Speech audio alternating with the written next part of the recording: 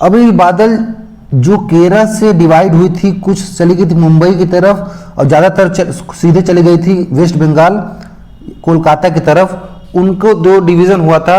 अब जब केरल से निकली थी मुंबई तो 12 जून तक मुंबई पहुंच गए थे और उसी डेट पे 10 से 12 जून तक कोलकाता भी ये बादल पहुंच गए थे। क्यों? इनको सीधी जानी थी, इनको कोई रुकावट नहीं था, लेकिन ये जो मुंबई की तरफ जाते वो रगड़ते हुए उनका स्पीड जो है कम था, तो डिस्टेंस कम था लेकिन समय ज़्यादा लगा, और इनको डिस्टेंस ज़्यादा था कम समय लगा। क्यों? क्योंकि इनको एकदम सीधे निकलना था।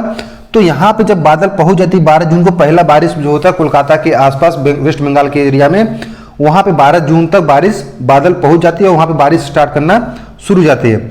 अब यहाँ से जब बादल निकलेगी आगे की तरफ तो इनके पास दो ऑप्शन था कि एकदम सीधे सीधे ये भी निकल जाती, चली जाती पैसिफिक ओशियन की तरफ, अपने जहाँ पे इनको जाना था, अपना जो इधर घर है जहाँ पे मतलब हाई टेम्परेचर एरिया था। लेकिन वहाँ पहुँचने से पहले इनको भी कोई रोकने वाला है, इसको जिसका नाम है हिमालय पर्वत। अब जैसा कि हम जानते हैं हिमालय पर्वत यहाँ से जम्मू से लेके अरुणाचल प्रदेश तक, लेकिन उसके बाद भी ये हिमालय पर्वत जो है इसकी श्रेणी जो है घूमकर अंडमान निकोबार तक, म्यांमार से होते हुए अंडमान निकोबार तक इसका श्रृंखला एक्सटेंडेड है, जो कि हमें पता नहीं। अब ये पूरे के पूरे हिमालय श्रेणी जो है अब खड़ी है किसके बीच में? बादलों के। अब जैसे ही बादल पहुंचती है जब कोलकाता वेस्ट बंगाल के पास, इनके ये चाहते तो सीधे चले, लेकिन अब ये हिमालय पर्वत जो है इतनी ऊंची है, यहाँ पे भी इनका 3 से 4 किलोमीटर की हाइट है हिमालय पर्वत, जो म्यांमार की बाउंड्री बनाता है इंडिया से। तो अब इन बादलों को रोकने के लिए हिमालय पर्वत सामने खड़ा, अब इनको मजबूर होकर इन बादलों को इसी श्रेणी के सहारे पहाड़ों को रगड़ते हुए घुसना पड़ेगा इंडिया की तरफ, जबकि डायरेक्शन इनका साउथ वेस्ट था, लेकिन इनको घूम जाना पड़ेगा आसाम वैली की तरफ। अब ये पूरी की पूरी जो बादल इधर आएगी वो घूम जाएगी इसी पहाड़ी के सहारे और घुसते हुए इंडिया में एंट्री करेगी अरुणाचल प्रदेश असम के वैली में। अब लेकिन जैसे ही घूमेगी वहाँ पे पड़ेगा हमारा मेघालय। अब मेघालय का पठार जब इंडिया के जो प्लेट टकराई थी तिब्बत से, तो आगे वाला पार्ट जो हमारा लड़ा था तिब्बत से, तो उसकी वजह से जो ब्रेक हुआ था वेस्टर्न घाट का जो क्रैकिंग हुई थी, उसी साइड जब इधर वाला राइट साइड वाला जब पार्ट लड़ा था तो यहाँ पे मेघालय के पास ये पूरा धंस गया था।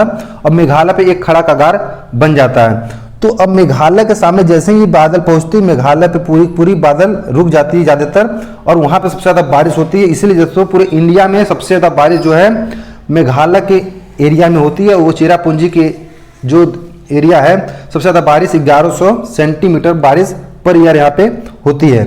अब यहाँ पे बारिश करने पर बहुत सारे बादल जो है आसाम वैली में घुसते हुए अरुणाचल प्रदेश से इस पहाड़ के सहारे पूरी वैली में बारिश करेगी। यहाँ पे आते ही इनको डेट हो जाता है 15 से 20 जून तक यहाँ पे पूरी बारिश होती है। उसके बाद जो बादल बारिश करने के बाद कुछ जो बच जाती है इसी पहाड़ के सहारे आगे बढ़ेंगी। अब बिहार को क्रॉस करती है 20 जून के आसपास, उसके बाद इसी पहाड़ को रगड़ते हुए पूरी की पूरी बादल जो है सबसे ज़्यादा बारिश इसी पहाड़ के एरिया में करती है। जब इस पूरे के पूरे एरिया में जब बारिश हो जाती है तो बादलों का इधर इतना ज़्यादा झुंड पहुंच जाता है, तो पूरा जो एरिया है यूपी का, बिहार का और दिल्ली का, क्योंकि इसके साउथ में यहाँ पे विंध्याचल पर्वत है तो, और इधर अरावली। अब अरावली, विंध्याचल और इधर हिमालय के बीच में पूरी की पूरी बादल भर जाती है। अब पूरे यूपी और बिहार वेस्ट बंगाल में सबसे ज़्यादा बारिश होती है।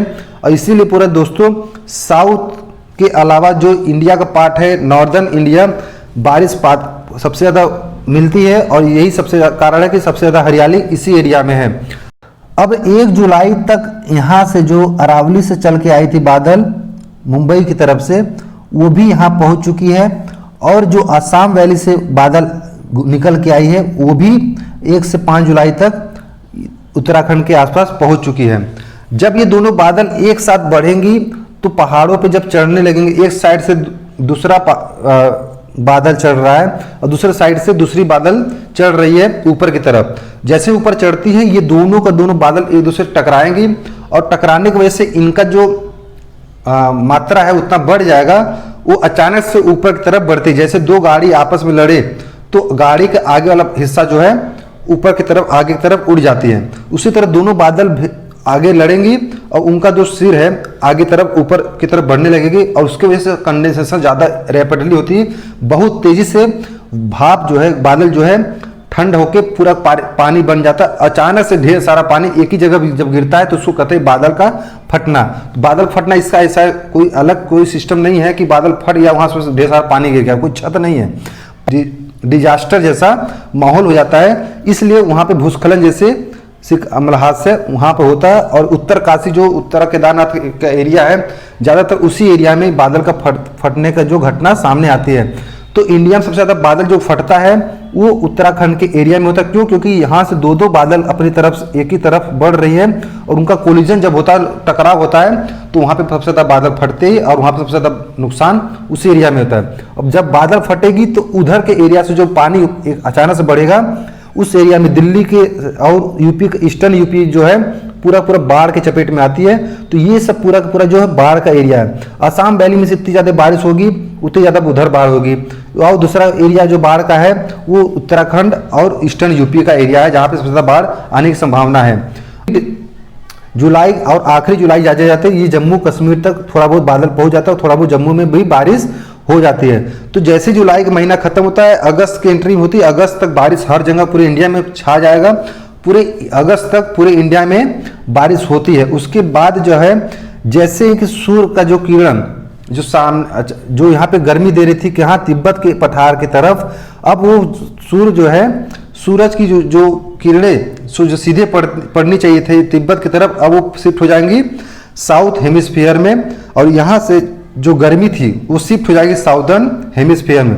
जब साउथ हेमिस्फीयर में सबसे ज़्यादा गर्मी पड़ने लगेगी तो ऑटोमेटिक जो है टेम्परेचर उधर बढ़ेगा और वहाँ पे एक वैक्यूम क्रिएट हो जाएगा। और इधर के हाई टेम्परेचर होने की वजह से इधर की हवा जो है उधर की जो खाली एरिया रहेगी उधर की तरफ बढ़ने लगी। तो पूरी की पूरी हवा का जो रुख जो है, डायरेक्शन जो है चेंज हो जाएगा और पूरी की जो इधर के जो है हवा होंगी वो वापस जाएंगी साउथ की तरफ। तो जो भी हवा इधर से जानी थी अब वापस करेंगी उसी रास्ते से, कहाँ जाएंगे वो बढ़ के साउथ में। अब जब साउथ में बढ़ने लगेंगी तो बचा कुचा जो हवा में नमी होगी वो रास्ते में बारिश करते हुए मिर्जापुर में भी बारिश करेगी, क्योंकि इधर विंध्याचल पर्वत है। जब वापसी करेगी हवा बादल के साथ तो बादल जो है यहाँ पे विंध्याचल पर्वत से टकराएगी और यहाँ पे कुछ विंध्याचल के नॉर्थ साइड में बारिश करेगी, जैसे कि हमारा बुंदेलखंड का एरिया है और इलाहाबाद और मिर्जापुर। तो जैसे ही सितंबर अक्टूबर के महीने में जब हवा वापसी करेगी, इसको कहते हैं रिट्रीट मानसून। तो मानसून का जो वापसी होता है तो उसमें हवा में कोई बादल नहीं होगी, लेकिन जैसे ही हवा पहुंचेगी बे ऑफ बंगाल में, यहाँ से फिर से वाष्पीकरण होगा और हवा में जो है ह्यूमिडिटी बढ़ेगी और वहाँ पे बादल का बनना फिर से शुरू होगा। अब हवा के साथ जो पूरी बादल यहाँ से मिलती जाएगी, हवा अपने साथ लाएगी कहाँ पे, इस डायरेक्शन से तमिलनाडु के एरिया में। अब यहाँ पे हमारा रेंज है वेस्टर्न घाट का जो ऊंचाई है, और यहाँ पे पूरी जो ये एरिया था जो शुरू में बारिश नहीं पाई थी, ये अक्टूबर नवंबर के महीने में पूरा इधर की बारिश होगी, क्योंकि यहाँ ये पहाड़ जो है इन बादलों को रोकता है। और पूरी जो तमिलनाडु, सबसे ज़्यादा बारिश तमिलनाडु में अक्टूबर नवंबर के महीने में होता है। सबसे ज़्यादा बारिश जो है इस महीने में पूरे साउथ इंडिया में बारिश करेगी और यहाँ भी बाढ़ आ जाती है कभी कभी, ज़्यादातर अक्टूबर नवंबर के महीने में। तो इस तरह जून में जो बारिश शुरू हुई थी केरल से, वापस खत्म होगी नवंबर दिसंबर के महीने में तमिलनाडु से। तो साउथ में ही शुरू होती है बारिश और साउथ में ही पूरी आखिरी बारिश खत्म होती है। तो केरल एक ऐसा स्टेट है जहाँ पे पहला बारिश होता है और आखिरी बारिश भी, क्योंकि केरल का कुछ डिस्ट्रिक्ट जो है इधर साउथ पॉइंट पे है और आखिरी में भी बारिश केरल के इसी पॉइंट पे होते हुए हवा निकल जाती है साउथ हेमिस्फीयर में। तो इस तरह पूरे इंडिया को मानसून जो है बारिश कैसे देती है आपने देख लिया। अब बात करते कहाँ पे बाढ़ आ सकती है, कहाँ पे सूखा पड़ सकती है। अब जैसा कि सबसे ज़्यादा बारिश केरल में होता है, क्योंकि खड़ा कगार वहाँ पे बादल रोकता है, तो सबसे ज़्यादा बारिश होने की वजह से यहाँ पे 200, 250, 300 सेंटीमीटर बारिश होती है। सबसे ज़्यादा बाढ़ यहाँ भी संभावना बढ़ जाती है। इसमें मुंबई के एरिया में 200 सेंटीमीटर बारिश होती है, यहाँ भी बाढ़ आती है, ज़्यादातर एरिया जो है पानी से भर जाता है। इसके बाद कुछ क्षेत्र जो अमरकंटक में हो सबसे ज़्यादा बारिश होती है, यहाँ पे 150 से 200 सेंटीमीटर बारिश होती है, यहाँ भी बाढ़ आ सकती है। अब बात करें नॉर्थ ईस्ट की, सबसे ज़्यादा बारिश जो है नॉर्थ ईस्ट में मिलती है, क्योंकि तीनों तरफ से बादल जो है घिर जाती है अपने हिमालय पर्वत से। सबसे ज़्यादा बादल जो है यही बारिश करती है। यहाँ पे 1000 सेंटीमीटर बारिश एक जगह पे मिलती है, चेरापूंजी वगैरह पे यहाँ पे 1000 के प्लस बारिश होती है। तो पूरी की पूरी आसाम में सबसे ज़्यादा बारिश होती है, इसीलिए ये पूरा नॉर्थ ईस्ट जो है बाढ़ के चपेट में आ जाती है बरसात के मौसम में। और बांग्लादेश एक ऐसा कंट्री है दोस्तों जहाँ पे बारिश कम होती है लेकिन बाढ़ हमेशा हर साल आता है। क्यों? पूरा आसाम वैली की जो बारिश का पानी आता है वो गंगा और ब्रह्मपुत्र से होके हुए पूरी बांग्लादेश में जाती है। बांग्लादेश में बाढ़ हर साल आती है। तो उसके बाद जो हिमालय पर्वत के जो किनारे जो डिस्ट्रिक्ट है यूपी का, उधर भी सबसे ज़्यादा बाढ़ होती है। लखीमपुर खीरी, इधर गोरखपुर के एरिया में बीच में जो एरिया है उधर बाढ़ आता है। क्यों? सबसे ज़्यादा बारिश उधर ही होता है। उधर के जो नदियाँ हैं ओवरफ्लो करने की वजह से उधर बाढ़ आ जाती है। और उत्तराखंड के एरिया में भी थोड़ा बहुत बारिश होती है क्योंकि वहाँ पे बादल फटने सबसे ज़्यादा बादल वहीं पे पहुँचती है, वहाँ बादलों का मिलान होता है, वहाँ पे सबसे ज़्यादा बारिश होती है। तो सबसे ज़्यादा बारिश कहाँ होती है आप समझ चुके हैं। अब बात करते हैं जहाँ कहाँ पे सूखा पड़ेगा। सूखा पड़ने के लिए दोस्तों हमें पता था कि जहाँ पे पहाड़ नहीं होगा वहाँ पे बारिश नहीं होगी। तो राजस्थान का एरिया पहाड़ से है लेकिन वहाँ पे बारिश नहीं होती क्योंकि कोई बादल रुक नहीं पाते, वहाँ पे कोई रोकने के लिए वहाँ पे कोई पहाड़ नहीं रहता। अब एमपी का और कर्नाटक का एरिया भी इस साइड है, किधर वेस्टर्न घाट के इस साइड में। तो ये रेन शैडो एरिया है जहाँ पे बारिश बादल पहुँचती तो है लेकिन बारिश नहीं करती क्योंकि वहाँ पे कोई उनको रोकने वाला नहीं होता। तो कर्नाटक और एमपी का कुछ एरिया जो ऐसा है जो वहाँ पे बारिश नहीं हो पाती क्योंकि वहाँ बादल पहुँच ही नहीं पाती। तो एमपी का ये एरिया और साउथ का कर्नाटक और आंध्र प्रदेश जो है एक सूखाग्रस्त एरिया है। अब बात करते हैं यूपी का कुछ कॉर्नर वाला एरिया जहाँ पे विंध्याचल पर्वत के किनारे है, मिर्जापुर का एरिया जहाँ पे बारिश बहुत कम होती है क्योंकि बादल वहाँ पहुँच नहीं पाती और बादल पहुँचने के बाद वहाँ पे कोई रुकावट नहीं तो वहाँ भी बारिश बहुत कम होती है। तो बात करते हैं आखिरी क्वेश्चन में जो हमने बात किया था स्टार्टिंग 4 पॉइंट की, उसमें ये था कि अगर हिमालय पर्वत नहीं होता तो इंडिया का क्या सिचुएशन होता। तो जैसा कि हमने देखा दोस्तों पूरा हिमालय पर्वत ही जो है पूरे बादल को मोड़ के इंडिया की तरफ लाती है और जो भी पूरा बारिश होती है इंडिया में वो सिर्फ हिमालय का ही देन है। तो हिमालय पर्वत नहीं तो कोई भी बादल जो है अपना रास्ता नहीं मोड़ती, वो निकल जाती है पैसिफिक ओशियन की तरफ। तो पूरा का पूरा जो श्रेय है बादलों को लाना इंडिया में वो पूरा हमारा हिमालय पर्वत को क्रेडिट जाती है। तो बारिश का होना और यहाँ पे जो हरियाली हम देख पा रहे हैं आज वो सिर्फ और सिर्फ हिमालय पर्वत की वजह से ही है।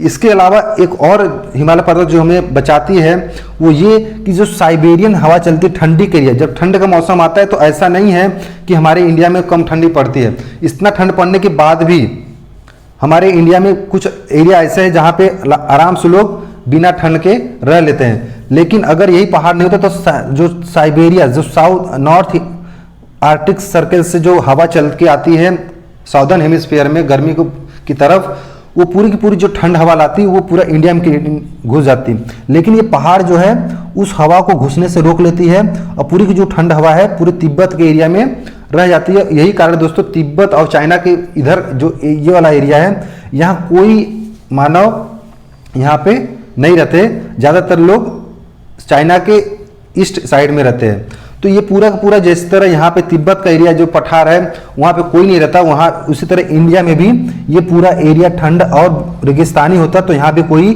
मानव नहीं रह सकता था और यहाँ पे कोई जीवन संभव नहीं था।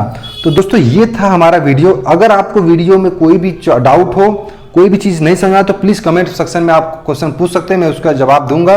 लेकिन दोस्तों अगर हमारे चैनल को अभी तक आप सब्सक्राइब नहीं किए तो प्लीज़ नीचे करिए रेड बटन दबा के चैनल को सब्सक्राइब कर लीजिए। दोस्तों वीडियो को लाइक कर ज़्यादा लोगों में शेयर करिए। दोस्तों मिलते हैं अगले वीडियो, तब तक के लिए थैंक यू।